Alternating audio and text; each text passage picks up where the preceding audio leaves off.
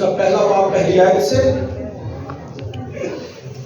यीशु मसीह इब्ने दाऊद इब्ने Abraham का नसबनामा, सिर्फ छोटा सा मैसेज है, फिर इसके बाद हम पाकिशा में पाकिशा आगे। Okay,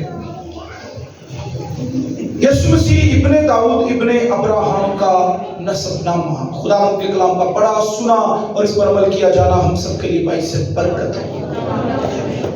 praise the Lord.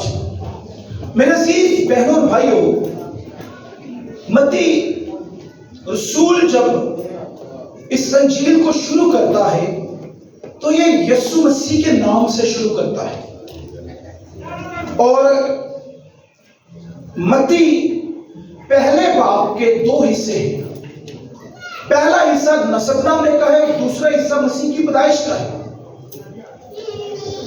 जब नसबनामा शुरू होता है तो यीशु मसीह के नाम से शुरू होता है, और जब मसीह की पैदाइश का जिक्र शुरू होता है तो यह भी यीशु मसीह के नाम से शुरू होता है।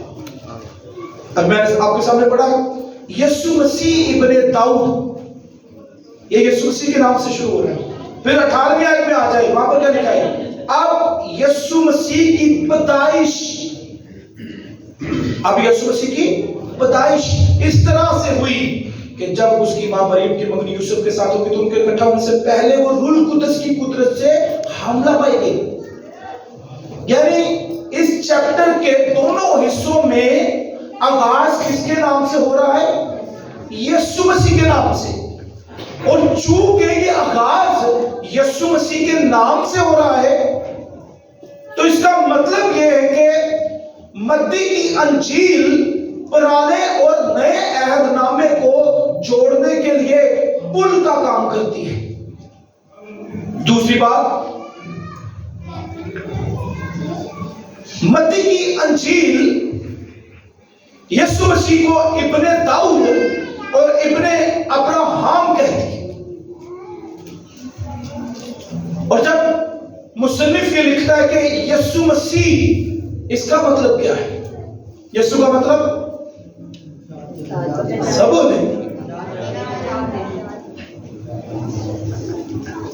मैं एक बात रिक्वेस्ट करूंगा आपको कि जब आपसे ये पूछा जाए हालेलुया का मतलब, फौरन बोले खुदावंद की तारीफ हो। यीशु के नाम का मतलब बोलना चाहिए कि नहीं? भाई यीशु नाम तो किसी भी जगह पर लिया जाए वहां पर खुदा की कुदरत काम करना शुरू कर देती है। तो आपको मैं पूछ रहा हूं, आप तो चर्च है, आप तो वो चर्च है जो निजात याफ्ता है। आपके लिए तो ये ऑनर की बात है, फख्र की बात है कि जब आपसे कहा जाए कि यीशु नाम का मतलब क्या है।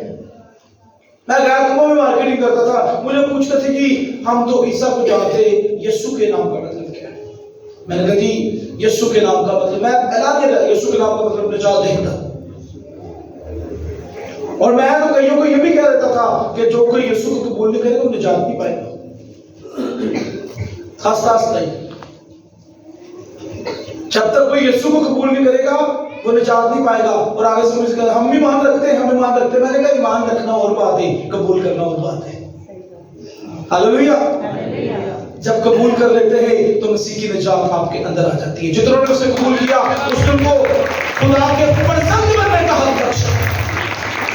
जो यीशु को कबूल कर लेता है वही खुदा का बेटा और बेटी बन जाता है। आमीन। यीशु मसीह निजात दहिंदा, और मसीह का मतलब मस्सा किया हुआ, इनॉइंटेड मसाया। जब यीशु मसीह के नाम से मत्ती शुरू कर रहा है, इसका मतलब है कि वो पुराने अहदनामे के नबियों को पैगाम दे रहा है, पुराने अहदनामे के लोगों को पैगाम दे रहा है, पुराने अहदनामे के जितने भी अदवार गुजरे हैं उन्हें पैगाम दे रहा है कि पुराने अहदनामे में जिसकी पेशर गोइयां हुई वो दुनिया का निजात दहिंदा यीशु मसीह आसमान छोड़कर मुजस्सम होकर इस यूएसबी पे आ गया है ताकि दुनिया के गुनाहों के लिए निजात के काम को पूरा कर सके। हालेलुया। यीशु मसीह जैसे ही हम पढ़ते हैं आगाज ही में हम अपनी जिंदगी में मसीह की निजात को महसूस करना शुरू कर देते हैं। आप सारा दिन सिर्फ यीशु मसीह कहते रहे, आपके अंदर एक अजीब सा इत्मीनान होगा, अजीब सा इत्मीनान। मैं अक्सर कहता हूं मुझे हालेलुया कोर्स बहुत पसंद है, क्योंकि ये कोर्स, ये गीत सिर्फ एक ही अल्फाज का है। कितने अल्फाजों का? सिर्फ एक अल्फाज। और क्या अल्फाज है वो? हालेलुया। और इसे जितना ज्यादा बोला जाए उतनी ज्यादा बरकत हमारे अंदर आना शुरू हो जाती है। यीशु मसीह, अजीजों, ये नाम दुनिया में निजात लेकर आया। अभी फरिश्ता ने यूसुफ से ये नहीं कहा कि ये दुख उठाएगा, ये सलीब उठाएगा, ये सलीब पर जान देगा और ये कब्र में दफन होगा, तीसरे दिन मुर्दों में से जी उठेगा। कुछ नहीं बताया, क्योंकि फरिश्ता भी अगले प्लान को नहीं जानता था। सिर्फ इस प्लान को कौन जानता था? बाप या बेटा, सिर्फ वो जानते थे। लेकिन जब उसने ये कहा कि तू उसका नाम यीशु रखना, क्योंकि वही अपने लोगों को उनके गुनाहों से निजात देगा। मसीह का सलीब उठाना ये दूर की बात है, मसीह का सलीब पर जान देना ये दूर की बात है, ये अगली बात है। कोई ईमान से सिर्फ ये कह दे यीशु, उसके अंदर निजात आ जाती है, क्योंकि यीशु नाम का मतलब ही निजात दहिंदा है। कोई कह सकता है यीशु? कोई दोनों हाथों को उठा के कह सकता है यीशु? सब कहेंगे यीशु, यीशु। ये अल्फाज बर्तलमाई में कहे जो फकीर था, उसने कहा यीशु, यीशु इब्ने दाऊद मुझ पर रहम कर। यीशु ने कहा बता मैं तेरे लिए क्या करूं? उसने कहा ये कि मैं पीला हो जाऊं। और यीशु मसीह ने कहा ले देख, और उसने देखना शुरू कर दिया। सिर्फ किस नाम को पुकारा? यीशु नाम को पुकारा। इसलिए मत्ती जो है वो मत्ती की अंजील के आगाज में पहला वर्ड ही क्या लिखता है? यीशु मसीह। मुकाशवा की किताब को जब यूहन्ना ने लिखा तो उसने क्या कहा? यीशु मसीह का मुकाशवा। मुकाशवा किसका है? यीशु मसीह का। रेवलेशन यीशु मसीह का है। और एक और बात बताना चाहता हूं, यीशु मसीह दुनिया की पैदाइश से पहले भी इस्तेमाल हुआ या नहीं? पैदाइश की किताब उसके पहले बाब की पहली आयत में, इब्तिदा में खुदा ने जमीन और आसमान को बनाया, और जमीन वीरान और सुनसान थी और गहराओं के ऊपर, और खुदा की रूह पानियों की सतह पर। किसकी रूह? और खुदा की रूह कौन है? The spirit of God. खुदा की रूह यीशु मसीह है। हालेलुया। कैसे है? पैदाइश की किताब के अंदर हमें दो चीजें एक साथ मिलती हैं। नंबर एक पर द स्पिरिट ऑफ गॉड, और नंबर दो पर द वर्ड ऑफ गॉड, यानी खुदा की रूह का जिक्र मिलता है और खुदा के कलाम का जिक्र मिलता है। लिखा है खुदा की रूह पानियों की सतह पर जुम्बश करती थी, एग्जिस्ट करती थी वहां पर, और उसी दौरान खुदा ने कलाम करना शुरू किया। और यीशु मसीह की पैदाइश इन दोनों पहलुओं से हुई, द स्पिरिट ऑफ गॉड और द वर्ड ऑफ गॉड। इन दोनों पहलुओं से हुई। कैसे? सबसे पहले हम बात करेंगे खुदा की रूह के ताल्लुक से। फरिश्ता लूका की इंजील में मुकद्दसा मरियम के पास आता है और उससे कहता है कि तू हामला होगी और तेरे बेटा होगा और तू उसका नाम यीशु रखना।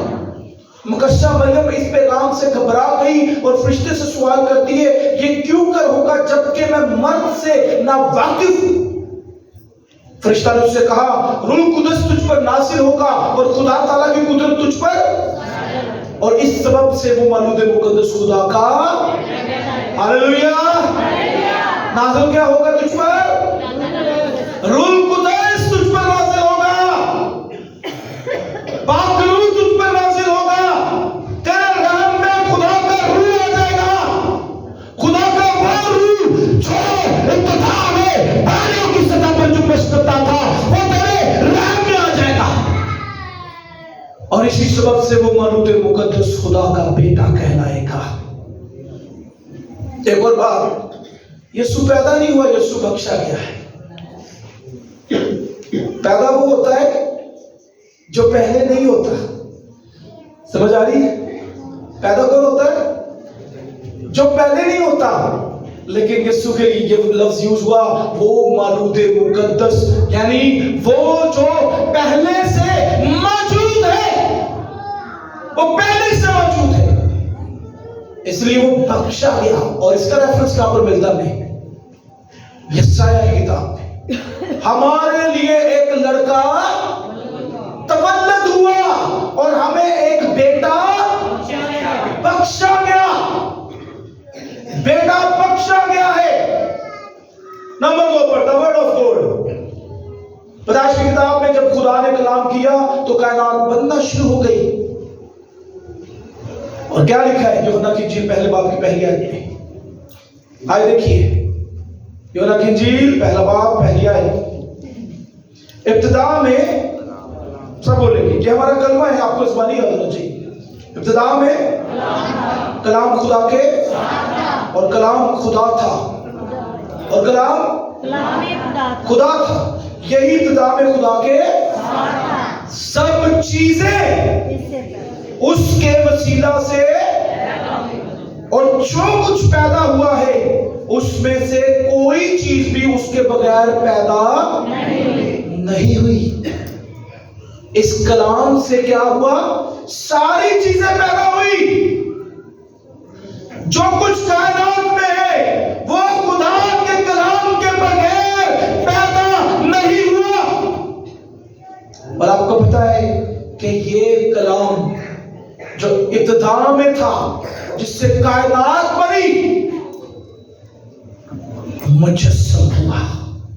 इस कलाम ने क्या लिया? जिस्म लिया।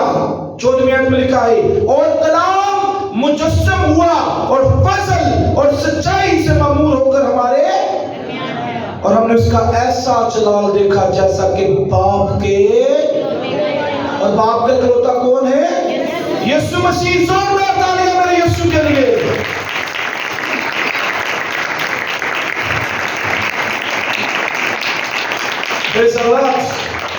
पैदाइश की किताब में 2 चीजें नजर आती हैं और उन दोनों चीजों में हम यीशु मसीह की सूरत में वजूद पाता हुआ देखते हैं, रूह कुदस और खुदा का कलाम।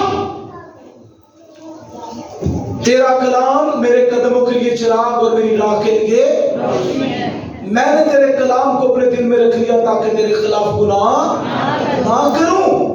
जब यीशु अंदर आ जाता है ना तो फिर हम गुनाह नहीं करते। जब यीशु जिंदगी में आ जाता है, जब हम रूह कुदस से भर जाते हैं, फिर हम गुनाह नहीं करते। आगे चलिए। इब्ने दाऊद, यीशु मसीह को इब्ने दाऊद कहा गया है। क्यों? एक वक्त आया जब सैमुएल से कहा गया कि तेरे बेटे जो है वो इंसाफ का गला घूंटते हैं और तू ऐसा कर जैसे बाकी कौमों के पास बादशाह है, हमें भी बादशाह दे। और मैंने वहां पर पढ़ा है, मैं इनकार नहीं कर सकता, मैंने वहां पर पढ़ा है खुदा ने सैमुएल से कलाम किया, क्योंकि सैमुएल इस्राएल का आखिरी काजी था। मैंने वहां पर पढ़ा कि खुदा ने सैमुएल से कलाम किया कि मैं ही इनका अज़ल से बादशाह हूं। खुदा क्या था उनका अज़ल से? बादशाह। अब्राहम ईमानदारों का बाप बना, लेकिन कहीं पर नजर आया कि अब्राहम ने कहा मैं बादशाह, कहा कहीं पर नहीं कहा। फिर यूसुफ की बात करें, यूसुफ को प्राइम मिनिस्टर जरूर बना दिया, लेकिन वो मिस्र का बादशाह नहीं बना। आदम को सारा इख्तियार दिया, सारी हुकूमत दी, लेकिन आदम अपनी उस सारी हुकूमत और इख्तियार में, क्योंकि वो खुदा की नेचर पर था, उसकी जिंदगी में ये अथॉरिटी और क्वालिटी थी कि वो बादशाह, लेकिन वो कायम ना रह सका, उसकी सूरत बिगड़ गई और पूरी दुनिया के लिए एक ही बादशाह था जो अज़ल से था, और वो बाइबल का खुदा था।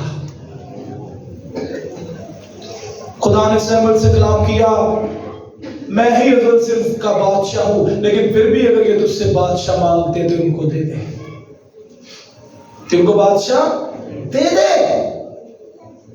और अजीजों याद रखें, दाऊद ने 40 साल तक इस्राएल पर हुकूमत की, कायम रहा नहीं रहा। 40 साल के बाद बादशाहत खत्म। शाऊल ने 40 साल तक बादशाहत की, खत्म। उसके बाद कई बादशाह इस्राएल पर आए और चले गए, आए और चले गए, लेकिन लूका की अंजील में फरिश्ता ने क्या कहा? फरिश्ता ने मुकद्दसा मरियम से कहा, आए सुनिए, वो बुजुर्ग होगा और खुदा ताला का बेटा कहलाएगा, और खुदा उसके बाप दाऊद का तख्त उसे देगा, और वो याकूब के घराने पर अब तक, सब मेरे साथ बोले, वो याकूब के घराने पर अब तक बादशाही करेगा, और उसकी बादशाही का आखिर में होगा। कोई यीशु के लिए जोरदार तालियां बजा सकता है?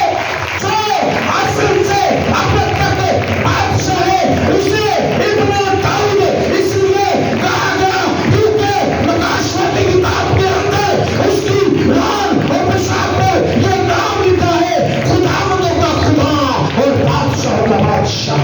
हालेलुया, बादशाह का बादशाह। बड़ी कम आवाज है आपकी, आपके अंदर जोश होना चाहिए। कईयों को तो कुर्सियों से खड़े हो जाना चाहिए था, अपने कदमों पर खड़े हो जाना चाहिए था जब ऐसा बोला जाए, बादशाह का बादशाह, बादशाह का बादशाह। मेरी बहुत सी बहनें इस वक्त जज्बे से भर गई है, आए अपने कदमों पर कोई भी खड़ा हो सकता है और कह सकता है, बादशाह का बादशाह, बादशाह का बादशाह, बादशाह का बादशाह। उसकी बादशाहत का कभी आखिर न होगा। बोलो खुदा की स्तुति की, बोलो खुदा की स्तुति की। Praise the Lord, hallelujah. शरीफ रखिए, बैठे सब। Praise the Lord. ऐसा जज्बा मैं इटर्नल ग्रेस चर्च में देखना चाहता हूँ कि फौरन आप खड़े हो गए हैं, और जब आपके अंदर उस बादशाह की नवीद का पैगाम पहुंचा है, आप खुशी से फूले ना समाए। वो इब्ने दाऊद है। खुदा ने दाऊद से कहा था, अगर कोई तेरी नस्ल में से मेरे तरीक पर चलेगा तो तेरी नस्ल में से इस्राएल के तख्त पर बैठने के लिए आदमी की कमी ना होगी। और जब यीशु आया, खजूरों के द्वार पर क्या हुआ? एक साइड से यीशु दाखिल हो रहा है यरूशलेम में, दूसरे साइड से हेरोदिस बादशाह को देखकर सब लोग डर गए। लेकिन जब यीशु दाखिल हुआ तो उन्होंने राह में डालियां बिछाई, कपड़े बिछाए, और क्या कहा? होशाना। क्या कहा उन्होंने? होशाना। और होशाना का मतलब क्या है? निजात दे। क्योंकि लोग जान गए थे कि जिस बादशाह का हम इंतजार करें। कल मैं आपको बताऊंगा कि इस्राएली 3 बार गुलामी में गए, और तीसरी बार जब वो गुलामी में गए तब यीशु कहां पर था? कल क्रिसमस के मौका पर हम इस पैगाम को सुनेंगे। मेरे अजीजों, याद रखे, यीशु मसीह बादशाह है। सारी यहूदी कौम ने देख लिया और कह दिया कि यही बादशाह है, ये बादशाह है। हालेलुया। इब्ने दाऊद, फिर इब्ने अब्राहम, यीशु को इब्ने अब्राहम भी कहा जाता है। और इसका मतलब क्या है? जितने भी वादे खुदा ने अब्राहम से किए, मैं तुझे बरकत दूंगा, मैं तुझे बढ़ाऊंगा, मैं तुझे सरफराज करूंगा, यहां तक कि खुदावंद ने उससे कहा, मैं तेरा रिवार्ड हूं, मैं तेरा अजर हूं। और वो तमाम के तमाम वादे यीशु मसीह में आकर पूरे हो गए। अब्राहम कौन है जी? ईमानदारों का बाप, कौमों का बाप। किनका बाप है वो? ईमानदारों का बाप। लेकिन एक दफा यूहन्ना की इंजील में यीशु लोगों से कलाम कर रहा था और यीशु ने क्या कहा? इससे बेशतर के अब्राहम पैदा हुआ। सब बोलेंगे, इससे बेशतर के अब्राहम पैदा हुआ। आप कहेंगे मैं हूं। इससे बेशतर के अब्राहम पैदा हुआ। और ये किसने कहा? सब बोलेंगे, ये किसने कहा? ये किसने कहा? यीशु ने कहा, इससे बेशतर के अब्राहम पैदा हुआ, मैं हूं। एक और बात, अब्राहम ईमानदारों का बाप है, लेकिन इब्रानियों का मुसन्निफ फरमाता है कि यीशु मसीह ईमान का बानी है। अब्राहम सिर्फ ईमानदारों का क्या है? बाप है, लेकिन यीशु ईमान का बानी है, जिसने ईमान को बनाया, जिसने ईमान को तख्लीक किया, जो हमारे अंदर ईमान को डालता है। और कैसे डालता है? ईमान और सुनना मसीह के। और ये कलाम क्या है? कलाम क्या है? कलाम खुदा है। और ये खुदा, ये कलाम मुजस्सम होकर इस रूए ज़मीन पर आया और हमने इसका ऐसा जलाल देखा जैसा कि बाप के। हालेलुया। आज सब कहें यीशु ईमान का बानी है, यीशु ईमान का बानी है। ईमान के बानी और कामिल करने वाले यीशु को तकते रहो। हालेलुया। इसलिए उसको कहा गया है कि वो इब्ने अब्राहम भी है। यीशु मसीह इब्ने दाऊद, इब्ने अब्राहम है। वो ईमानदारों का बाप है। वो मेरा और आपका और पूरी दुनिया का निजात दहिंदा है। हालेलुया। मसीह यीशु की विलादत के मौका पर, पैदाइश के मौका पर इस पैगाम को अपनी जिंदगी का हिस्सा बनाए, ताकि आप लोगों में, खानदानों में, कौमों में, कबीलों में, हर जगह इस बात का ऐलान कर सके कि जिस मसीह की मैं प्रस्तुत करता हूँ, जिस यीशु की मैं प्रस्तुत करता हूँ, वो कलमा है जो मुजस्सम होकर इस रूह ज़मीन पर आया। वो खुदा का रूह है जो मकद्दस मरियम के बातन में डाला गया, ताकि मेरी, आपकी और पूरी दुनिया की निजात का बाइस बन सके। और यीशु मसीह इस रूह ज़मीन पर आया और उसने पाप के उस कलाम को पूरा किया जो उसने यूहन्ना 3:16 में फरमाया कि खुदा ने दुनिया से ऐसी मोहब्बत रखी कि उसने अपना इकलौता बेटा बख्श दिया, ताकि जो कोई उस पर ईमान लाए हलाक ना हो बल्कि हमेशा की जिंदगी पाए। वो खुदा यीशु मसीह की